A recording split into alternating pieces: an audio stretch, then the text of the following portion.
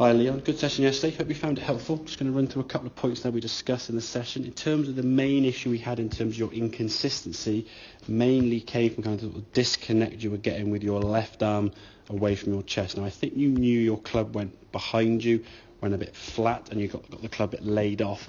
As we asked the question in the session, what are you then trying to do when you try and get more upright? The club, the hands, or the arm, you kind of agreed you're trying to get your left arm to lift arm. When we see this now, the reason why your club was getting a bit far behind you, as your golf club goes back now, you see your left arm now moving out and away, and that club now, although the club in this position isn't necessarily in a bad position relative to your body, the hands now being over here means that club's going to have been folded behind you, and then when you start hinging up now, although your angle of your swing plane is pretty good in terms of down to the ground, but if your hand's in the right position, you'd be more on the golf ball. So you're getting a little bit flat and laid off there because of that takeaway.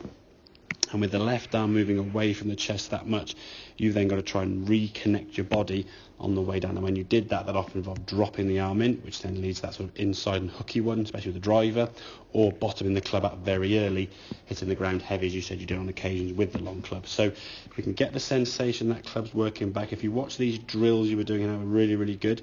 Just the kind of feeling of that left arm working down underneath the shoulders there, keeping the left arm into the chest, just a much more connected kind of position there. It's really, really good there. That would be perfect. Now what we tend to see in practice when you're just hitting some swings there, it's quite easy to do that because if you just watch your eyes kind of follow that golf club back into position. Try to do this move by still looking at the golf ball so you're doing it more on feel. What we will say as you go back to the top of the backswing now in your actual swing, the left arm stays nicely to the chest, but the club now gets a bit stuck behind you. Now, with the left arm being more connected, you'll get a more consistent strike, but the club now being back here just means your path will be a bit more on the inside to out. It's not going to be such an issue as being a disconnected left arm here and then that dropping underneath you had before. So when the club did get back there now, the club will sort of work back in, left arm into your chest nicely. So the clubs work back there and still a bit on the inside. Ball starts a bit right target, and you get a nice draw back to your target line. So work on that left arm. Say the left arm's going to be working more toward the chest, and the hands say outside of the club. So the club says outside the hands. Simple little drill you can do. Make some sort of takeaway back swings up against the wall.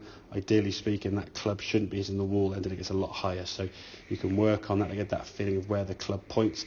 At this position now, we stop the club from going in here by moving the forearms to change direction. We don't push the arms out further away to get the club from going too far inside. So hope that all makes sense. Any questions, obviously, please feel free to give me a shout.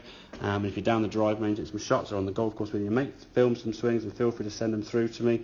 Have a look at those swings and see how the progression is coming along so we can sort of keep on top of this change and this progression going forward. So hope that makes sense. As I say, keep in touch and I will see you next session. Cheers, Leon.